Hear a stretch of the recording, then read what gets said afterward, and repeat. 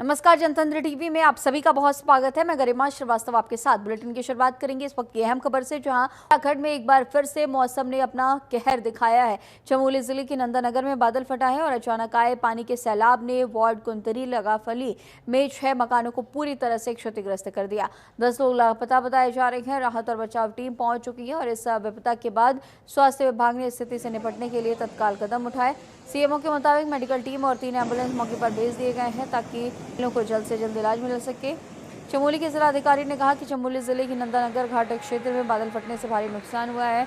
वहीं सीएम धामी ने भी इस घटना पर दुख जताया। सीएम धामी ने एक्स पर पोस्ट कर लिखा कि जनपद चमोली की नंदानगर घाट क्षेत्र में हुई अतिवृष्टि से आसपास के घरों को क्षति पहुंचने की दुखद सूचना प्राप्त हुई। स्थानीय प्रशासन और पुलिस की टीमें तत्काल मौके पर पहुंचकर राहत और बचाव कार्यों में जुटी हुई हैं। इस संबंध में निरंतर प्रशासन से संपर्क में हूं और स्वयं स्थिति की गहन निगरानी कर रहा हूं।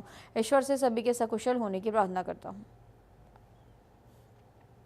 जनपद चमोली में नंदानगर घाट स्थान है, वहां पर गांव में बादल फटा है और बादल फटने के कारण कई मकान क्षतिग्रस्त हुए हैं। 2 गांव हैं बेसिकली। एक गांव है कुंतरी लगा फाली, इसमें 8 लोग, और दूसरा है धुरमा, इसमें 2 लोग अभी लापता चल रहे हैं। कुछ पशुओं की हानि बताई गई है। राहत बचाव टीमें रात में ही घटना के तत्काल बाद मौके पर पहुंच गई थी। उनके द्वारा राहत बचाव कार्य किया जा रहा है और बाकी टीमें भी रास्ते में जा रही हैं, लेकिन नंदप्रयाग और घाट के बीच में 6 स्थानों पर रास्ता बाधित हुआ है। इसके कारण अन्य टीमों को पहुंचने में विलंब हो रहा है। फिलहाल मौके पर खोजबीन जारी है और लगातार जो लोग लापता हैं उनके खोजबीन का कार्य किया जा रहा है।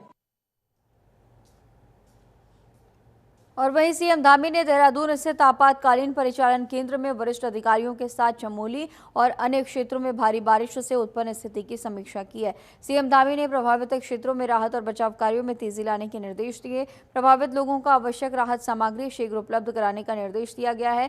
अवरुद्ध सड़कों को प्राथमिकता के आधार पर खोलने के निर्देश दिए गए हैं। सीएम धामी ने बिजली और पानी जैसी आवश्यक सेवाओं को तत्काल बहाल करने, जिला प्रशासन को आपदा प्रभावित क्षेत्रों में निरंतर निगरानी बनाए रखने और लोगों को हर संभव सहायता प्रदान करने के निर्देश दिए गए हैं। धामी ने कहा कि चमोली जनपद में कल जो आपदा आई उससे लगभग 200 लोग प्रभावित हुए हैं। बचाव दल वहां पहुंच गए हैं। घायलों को अस्पताल पहुंचाया गया। कुछ लोग घरों में ही फंसे हुए हैं, उन्हें निकाला जा रहा है। राहत और बचाव कार्य जारी है।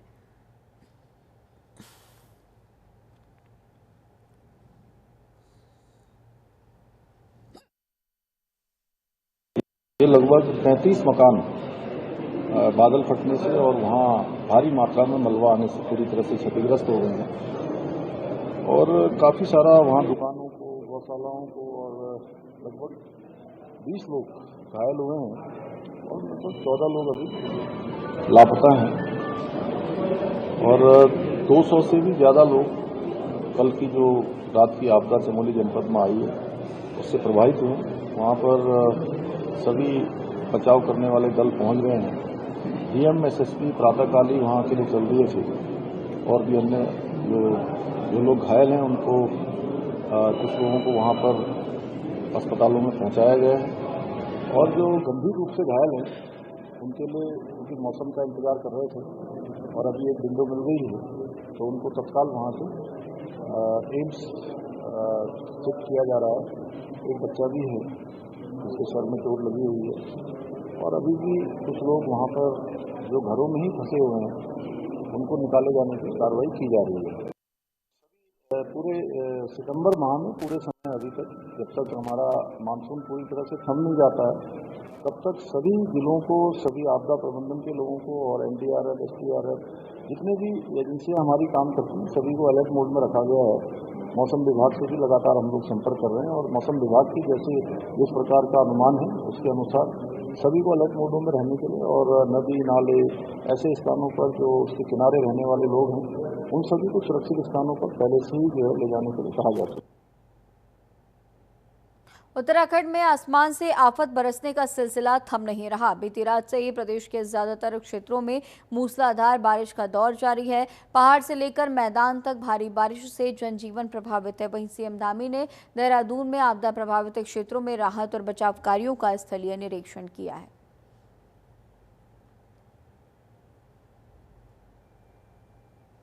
सीएम धामी ने आपदा प्रभावित क्षेत्रों का स्थलीय निरीक्षण किया। देहरादून में लगातार देखा जा रहा है कि बारिश से बाढ़ से लोग प्रभावित हुए हैं। ऐसे में सीएम स्थलीय निरीक्षण करने पहुंचे।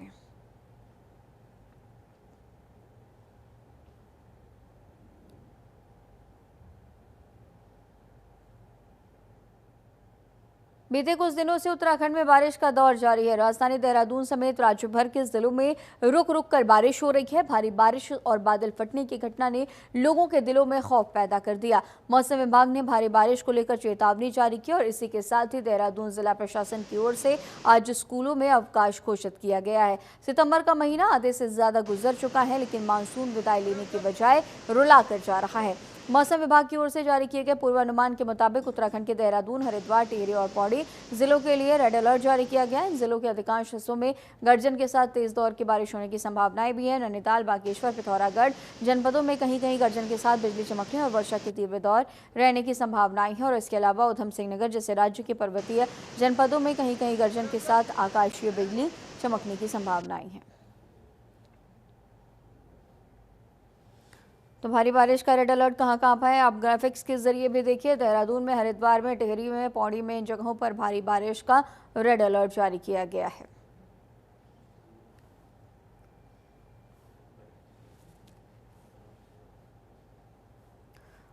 और वहीं शिव मंदिर के पास पुल टूटने के बाद देहरादून मसूरी मार्ग पर सभी वाहनों की आवाजाही बंद होने से मसूरी जाने वाली परिवहन निगम की बसों के पहिए भी थम गए। पुल टूटने के बाद पुलिस प्रशासन ने दून मसूरी मार्ग पर गुठाल गेट से आगे वाहनों की आवाजाही पर रोक लगा दी और इस कारण देहरादून से मसूरी और मसूरी होकर आगे जाने वाली कोई भी बस सेवा संचालित नहीं हुई है।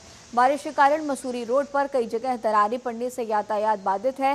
देहरादून पुलिस ने गुठाल गेट पर बैरिकेडिंग लगाकर उसे यातायात के लिए बंद कर दिया। वहीं सीएम धामी के निर्देशानुसार जिलाधिकारी सबिन बंसल ने देहरादून मसूरी मार्ग पर क्षतिग्रस्त पुल का निरीक्षण कर निर्माण कार्य की प्रगति का जायजा भी लिया है। हमारी अति बरसात से कनेक्टिविटी बाधित हुई है कई जगह पर और चाहे हम अपने मेजर रूट्स में ब्रिजेस की बात करें या हमारे मेजर रोड्स की बात करें तो ब्रिजेस हुए हैं, पुल के अबटमेंट भी कहीं पर डैमेज हो गए हैं तो उनको रिपेयर किया जा रहा है। त्वरित गति से काम किया जा रहा है प्रशासन की क्यूआरटी द्वारा, हमारे सभी विभागों द्वारा। जहाँ पे मसूरी की बात है तो मसूरी हमारा रिलेटिवली कट ऑफ हो गया था, चाहे हमारा एलकेडी रोड है या हमारा मेजर ये मसूरी मार्ग है।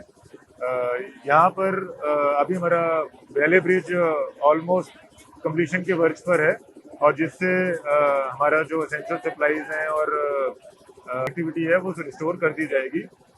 कुछ हमारे एरिया से जो कट ऑफ हो गए थे वहाँ पे राशन सप्लाईज भी एयर ड्रॉप भी करवाया गया है और 70 लोगों को कल क्यारली घाट से इवैक्यूएट भी करवाया गया है, सेफली होटल में रखवा दिया गया है। से आज हमने 13 पेशेंट्स को ट्रांसशिपमेंट भी करवाया है और उनको एम्बुलेंस के जरिए हॉस्पिटल में भर्ती करा दिया गया। तो ऐसे ही ये कार्य आगे भी चलता रहेगा। और वहीं उत्तराखंड के गढ़वाल से बीजेपी के सांसद अनिल बलूनी उत्तराखंड में भूस्खलन पीड़ितों से मिलने पहुंचे। इसी दौरान रास्ते में भूस्खलन होता देख वो रुक गए। अपनी गाड़ी से उतरकर वो बाकी लोगों को पीछे आने को कह रहे थे, तभी इतनी तेजी से पहाड़ पर भूस्खलन हुआ कि अनिल बलूनी भी घबरा गए और तेजी से पीछे की ओर भागे। करीब 16 मिनट पहले अनिल बलूनी ने ट्वीट किया कि उत्तराखंड में इस साल आई भारी बारिश और भूस्खलन ने इतने गहरे घाव दिए हैं जिन्हें भरने में बहुत वक्त लगेगा। कल शाम आपदा प्रभावित क्षेत्र में कई भयावह दृश्य आप सभी के साथ साझा कर रहा हूँ। ये दृश्य स्वयं बता रहा है कि हमारा उत्तराखंड इस समय कितनी भीषण प्राकृतिक आपदा से गुजर रहा है। मैं बाबा केदारनाथ से सभी लोगों के सुरक्षित जीवन, अच्छे स्वास्थ्य और खुशहाली की मंगल कामना करता हूं। आपदा की इस घड़ी में जन जन की सेवा में लगे सभी अधिकारियों, एनडीआरएफ, एसडीआरएफ के जवानों, प्रशासन और कठिन परिस्थितियों में भी सड़कों से मलबा हटाने वाले कर्मचारियों के सेवा भाव की सराहना करता हूँ। अनिल बलूनी इस हादसे में बाल बाल बच गए। यह हादसा बद्रीनाथ नेशनल हाईवे पर हुआ है।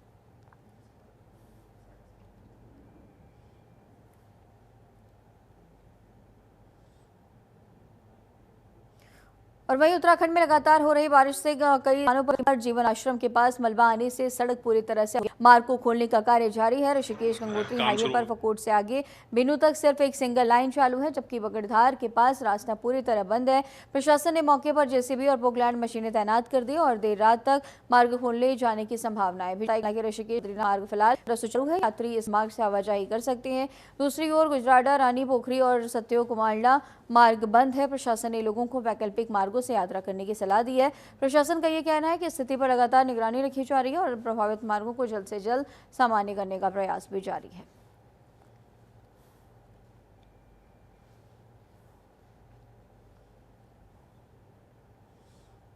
और वहीं उत्तराखंड में लगातार बारिश का कहर जारी है। लगातार बारिश होने से देहरादून के मालदेवता, सहस्त्रधारा, प्रेमनगर सहित कई इलाकों में भारी नुकसान पहुंचा है। वहीं शहर की नदियां भी इस वक्त अपने उफान पर है।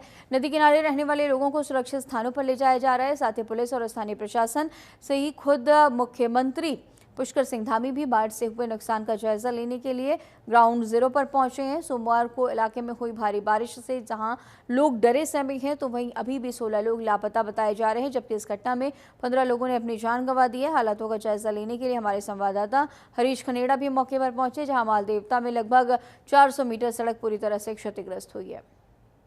उत्तराखंड में लगातार बारिश हो रही है, जिसको लेकर के अलर्ट जारी किया गया है। और ऐसे में आज की अगर बात करें तो आज भी मौसम विज्ञान केंद्र की तरफ से कई जिलों में भारी बारिश की संभावना जताई गई है। इस वक्त हम मौजूद हैं मालदेवता क्षेत्र में, यानी कि देहरादून में, और देहरादून के आसपास आप देख रहे होंगे कि इस नदी में कितना बहाव है, कितना ज़्यादा कटाव इसका हुआ है।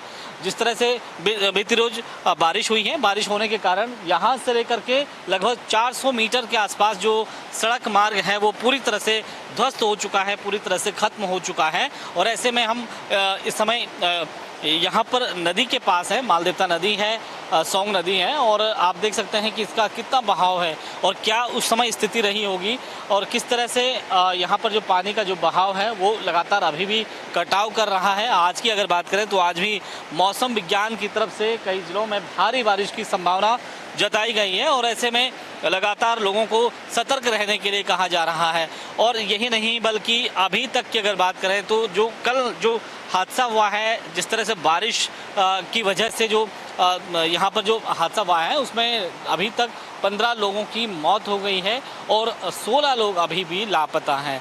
और जिस तरह से आज की अगर बात करें, जिला प्रशासन से लेकर आपदा प्रबंधन और खुद मुख्यमंत्री पुष्कर सिंह धामी ग्राउंड जीरो पर पहुंच रहे हैं। लगातार लोगों से मुलाकात हो रही है, लोगों के आंसू पहुंचे जा रहे हैं। और इस समय की अगर बात करें तो इस समय जो नदी का जो बहाव है वो अपने उफान पर है।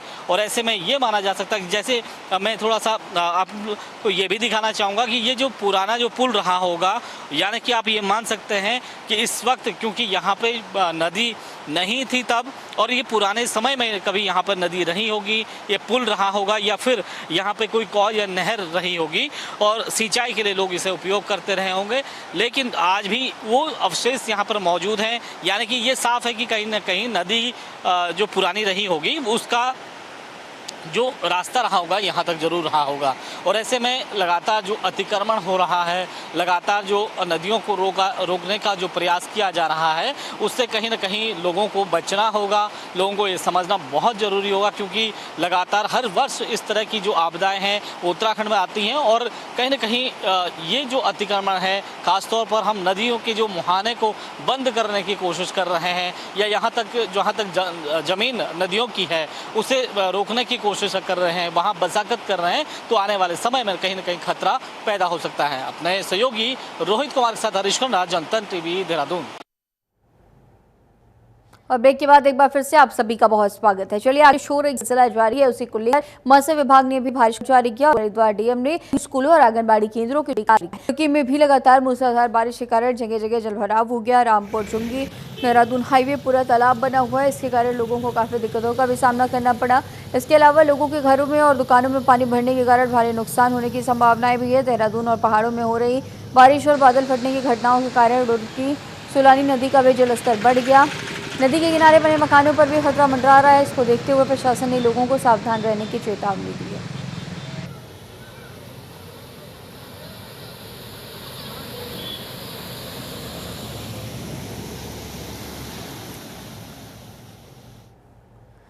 पीएम मोदी के जन्मदिन पर देश भर में बीजेपी सेवा पखवाड़ा पर्व बना रही है और वहीं अल्मोड़ा के सिमतोला वन क्षेत्र में केंद्रीय राज्य मंत्री अजय टाटी, कार्यकर्ता, विद्यार्थियों, संभाग अधिकारी, कर्मचारियों ने भागीदारी शुरू है। इसमें रुद्राक्ष, बेलपत्र सहित विभिन्न प्रजातियों के पौधों का रोपण किया गया।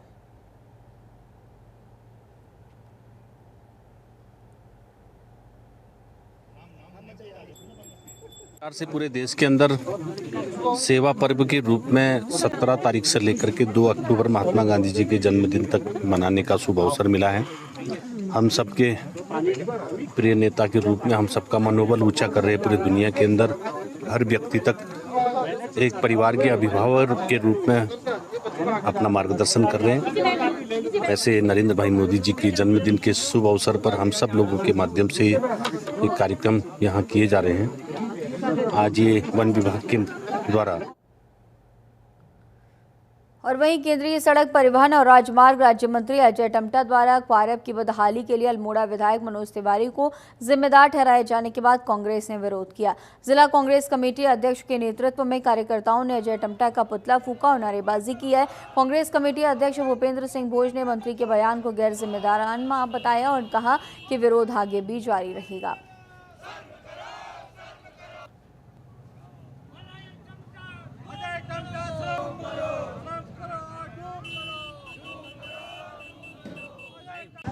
जो हमारे केंद्रीय राज्य मंत्री है, सड़क परिवहन मंत्री हैं अजय टम्टा जी द्वारा जिस तरह उनके द्वारा गैर जिम्मेदाराना बयान क्वारब की रोड के लेकर दिया गया, जो कि बड़ा दुर्भाग्यपूर्ण है। जिस तरह से उनके द्वारा आरोप लगाया गया कि कांग्रेस के जो विधायक हैं और कांग्रेस के लोगों के द्वारा जो है इसके काम रुकवाने का काम किया गया, जो कि बड़ा दुर्भाग्यपूर्ण है। और अल्मोड़ा की जो जनता है वो जनता को उन्होंने अराजक तत्व कहा। अगर अपनी मांगों को उठाना अराजकता है तो ऐसी अराजकता करने को हम हमेशा तैयार बैठे हुए हैं। और जिस तरह की समस्या आज क्वारब की बन चुकी है, लगभग 1.5 साल हो गए हैं और केंद्रीय राज्य मंत्री जो सड़क परिवहन मंत्री हैं और उनके द्वारा जिस तरह से अपने ही क्षेत्र में जो उनका क्षेत्र है, गृह क्षेत्र है, अपने गृह क्षेत्र में जो व्यक्ति काम नहीं करा पा रहा है, तो ऐसे व्यक्ति और क्षेत्रों में क्या।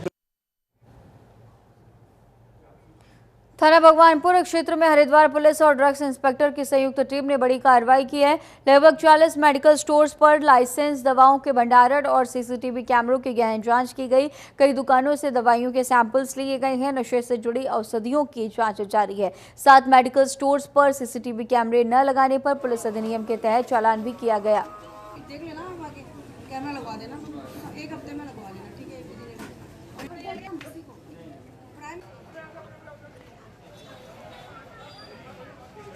नकली दवाई वाले जितने भी आ रहे हैं ये तुम्हें लालच देंगे, कहेंगे कि सस्ती दवाई है, ले लो ले लो ले लो। अब तुमने ले ली और बाद में केस।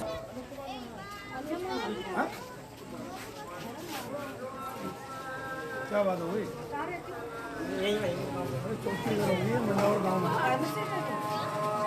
क्या सामान